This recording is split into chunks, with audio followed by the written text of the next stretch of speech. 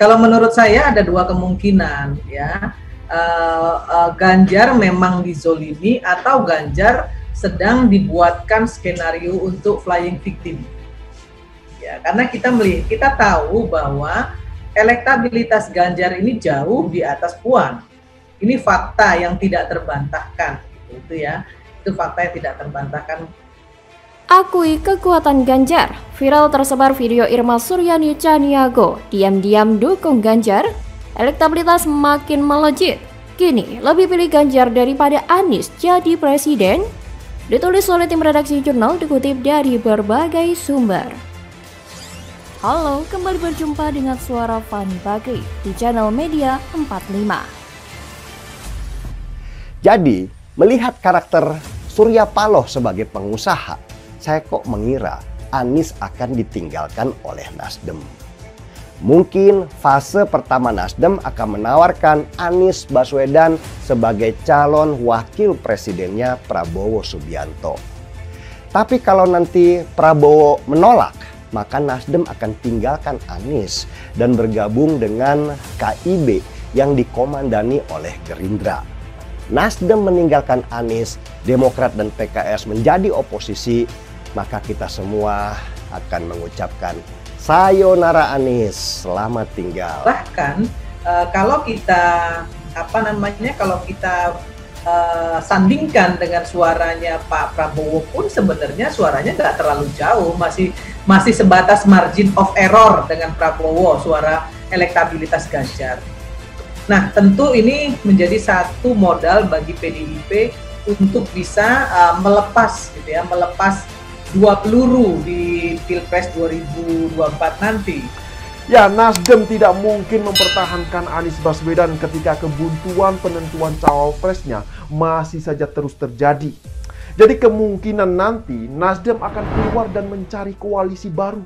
Dan yang paling mungkin adalah berkoalisi dengan Partai Gerindra. Nah, mengapa saya katakan demikian? Karena sepertinya PDIP dan Presiden Jokowi sendiri telah dibuat kecewa besar atas keputusan Surya Paloh yang telah mengusung Anies Baswedan sebagai bakal calon presiden di 2024. Pemilihan baca pres Partai Nasdem yang akhirnya memilih Anies Baswedan menjadi capres ternyata menuai banyak pro kontra.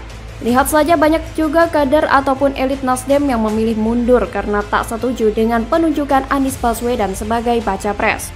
Gubernur Jawa Tengah Ganjar Pranowo disebut-sebut sedang dizolimi karena tidak diundang saat Ketua DPD PDIP Puan Maharani memberikan arahan untuk kader. Padahal acara itu dihadiri kepala daerah se-Jawa Tengah dari PDIP Perjuangan. Ketua DPP PDIP bidang pemenangan pemilu sekaligus Ketua DPD PDIP Perjuangan Jawa Tengah Bambang Wuryanto mengatakan Ganjar Pranowo kelewatan dan sok pintar. Ketua DPR Puan Maharani yang juga putri Ketua Umum PDIP Megawati Soekarno Putri juga menyindir Ganjar Pranowo. Dikatakan lebih asik main media sosial daripada kerja nyata di lapangan. Ganjar Pranowo dikenal sebagai satu di antara kader terbaik PDIP Perjuangan. Sikap Bambang dan Puan ini tentu mengagetkan banyak pihak. Ada apa dalam tubuh PDI Perjuangan? Menanggapi hal itu, politisi Partai Nasdem Irma Suryani Caniago mengungkapkan bahwa ada dua kemungkinan, yakni Ganjar memang dizolimi atau Ganjar sedang dibuatkan skenario untuk playing victim. Karena menurut Irma, seperti yang kita tahu bahwa elektabilitas Ganjar ini jauh di atas Puan.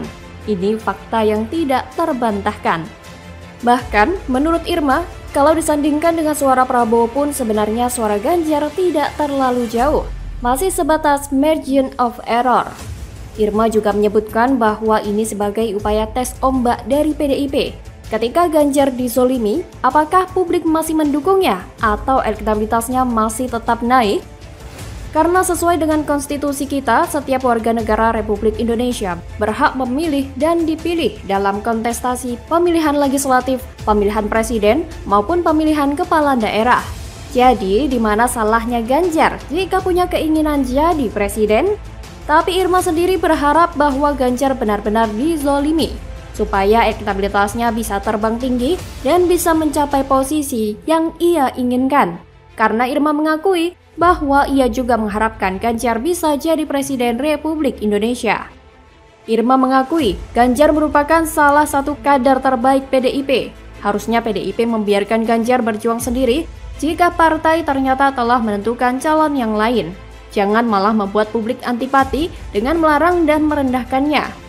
Justru, sikap tersebut akan menjadi kontraproduktif karena sifat politik Indonesia pasti akan mendukung dan berempati kepada calon-calon yang dianggap terzolimi. Waduh, Irma dukung Ganjar. Irma beralih mendukung Ganjar? Apakah ini disebabkan elektabilitas Anies yang anjlok dan tidak solidnya koalisi perubahan untuk persatuan? Pernyataan Irma itu tentu menjadi kita paham bahwa mau dijual seperti apapun, Anies tidak akan laku dan menang. Pesimisnya Irma ini tentu membuat kubu Nasdem berpikir ulang untuk mencapreskan Anies. Dari segi elektabilitas, Anies juga kalah telak dari Ganjar.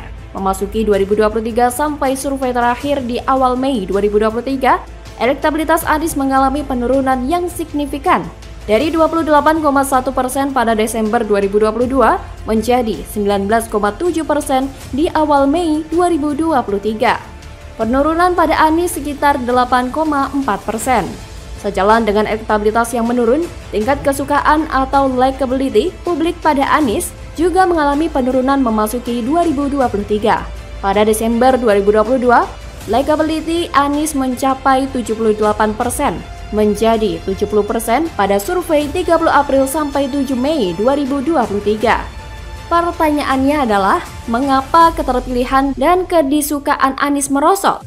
Ada beberapa aspek yang diteliti dalam beberapa studi, salah satunya aspek ideologi. Aspek ini dinilai berlaku untuk jangka panjang. Dalam konteks Indonesia, ideologi yang dimaksud adalah kecenderungan pada politik Islam dan politik kebangsaan atau yang menekankan pada Pancasila. Tentu antara Islam dan Pancasila bisa berjalan beriringan.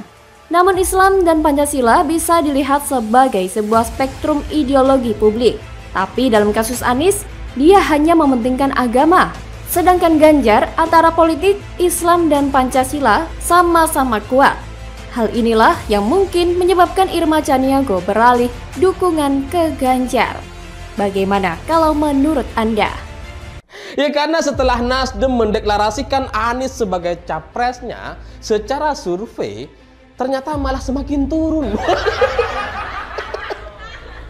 Di semua lembaga survei, suara Nasdem itu konsisten turun. Bukannya untung malah buntung, Anies tak lagi lakukan safari politik. Kantong oligarki lagi kering, Anies tak laku dijual. Ditulis oleh tim redaksi jurnal, dikutip dari berbagai sumber. Halo, kembali berjumpa dengan suara Fani Bakri di channel Jurnal 45. Meski sayangnya, Nasdem juga pinter. Dia nggak mau tuh dijadikan sapi perah oleh Demokrat dan PKS. Yang dilakukan Nasdem hanya mengeluarkan biaya-biaya safari politik yang menguntungkan elektabilitas partainya saja, tanpa pernah melibatkan Demokrat dan PKS. Tapi ternyata kawan, roadshow itu tidak menaikkan elektabilitas Anies Baswedan. Apalah artinya menang jadi capres atau cawapres tapi di Senayan suaranya nggak ada. Mereka nggak mau, semua partai berpikir seperti itu, termasuk Nasdem sendiri. Tapi salah langkah yang dilakukan oleh Nasdem ini yang mendeklarasikan Anies secara terburu-buru itu kemudian nampaknya memang harus dibayar mahal dan kemudian masyarakat akan menghukumnya gitu ke depan tahun 2024 nanti. Dan yang menarik buat saya, dua dari partai pengusung Anies Baswedan yaitu Demokrat dan PKS adalah partai oposisi yang selama 2 periode tidak mendapatkan jabatan apapun di kabinet. Jadi bisa dibilang dalam sisi finansial itu mereka sedang kekeringan. Nasdem yang selama ini ada di posisi pemerintahan mengajak Demokrat dan PKS untuk bergabung. Maka itu seperti oase buat Demokrat dan PKS yang memang sedang kehausan. Atau malah kita bareng-bareng meyakini nih, Anies saat ini bisa jadi sedang belajar jadi budak oligarki itu. Nah, melihat Anies main presiden-presidenan, turun dari pesawat jet, lalu disalamin oleh juru parkir pesawat. Kelihatan happy banget. Ya kita tentu maklum ya, memang itu yang dicari Anies sejak dulu kayaknya sih. Menikmati suasana sebagai pejabat atau calon pejabat. Beda seperti kebanyakan para pelayan rakyat. Justru menikmati ketika membersamai rakyat, kerja buat rakyat, bukan buat oligarki. Apalagi dari ketiga partai pengusung Anies Baswedan itu hanya Partai Nasdem yang selama ini ikut koalisi. Sedangkan Demokrat dan PKS selama 10 tahun ini menjadi oposisi, sehingga mereka sama sekali tidak bisa menguasai kebijakan apapun. Cadangan kas mereka kering, dan mereka bergantung pada para bohir, atau seperti yang disebut Fahri Hamzah adalah para bandar. Para bohir atau bandar ini ya tentu dari para pengusaha yang selama ini mereka kecam, yaitu para oligarki. Pegiat media sosial Denny Siregar secara telak menyentil calon presiden dari Koalisi Perubahan untuk Persatuan atau KPP, Anies Baswedan, yang mana tidak lagi melakukan safari politik dengan Partai Nasdem. Anies Baswedan memang sering melakukan safari politik ke berbagai daerah, tapi belakangan ia sudah tak terlihat kompak lagi dengan Nasdem untuk melakukan safari politik. Apakah ini ada kemungkinan oligarki sedang rugi bandar? Lewat akun Twitter pribadinya, Denny Siregar awalnya mempertanyakan bahwa ia jarang melihat Anies dan Nasdem membuat kerumunan massa atau safari politik. Menurutnya, hal itu karena kantong Nasdem sudah kering, atau dengan kata lain Nasdem sudah kehabisan modal untuk membuat safari politik atau menjual Anies. Seperti diketahui, setelah resmi diusung capres oleh Nasdem, Anies langsung diarak ke berbagai daerah dengan menumpang pesawat jet pribadi saat melakukan safari politik. Bahkan, harga sewa jet pribadi yang ditumpangi Anies 2 jamnya ada yang bilang 570 juta rupiah. Kalau 3 hari, berapa miliar tuh? Selain itu, Anies juga membuat kerumunan dengan iming-iming mobil, motor, kulkas, bahkan paket umroh, yang mana jika dikalkulasi juga habis ratusan juta. Maka wajar jika Anies saat ini jarang sekali terlihat melakukan safari politik dan membuat acara dengan mengumpulkan massa yang banyak. Karena ada kemungkinan para oligarki pendukung Anies sudah kering kantongnya.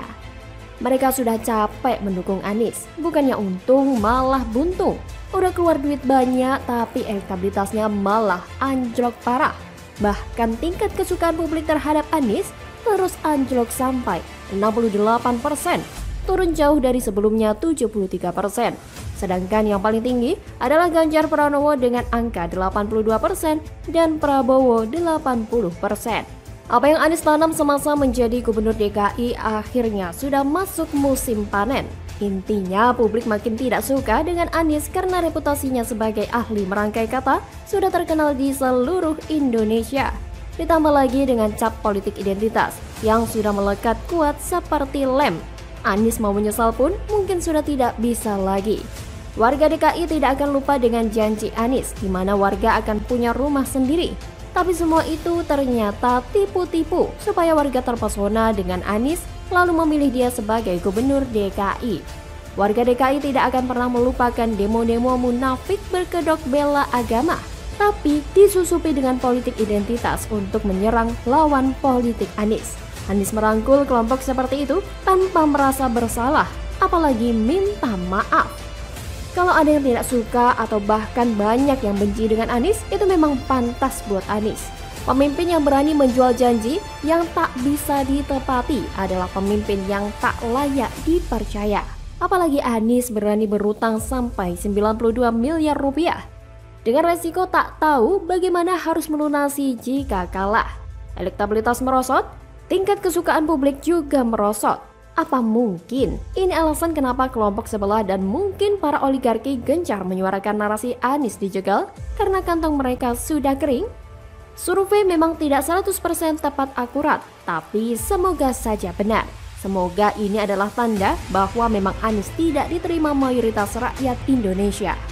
Kalian bisa bayangkan sendiri betapa masifnya kelompok-kelompok di belakang Anies. Tidak ada makan siang gratis dalam politik.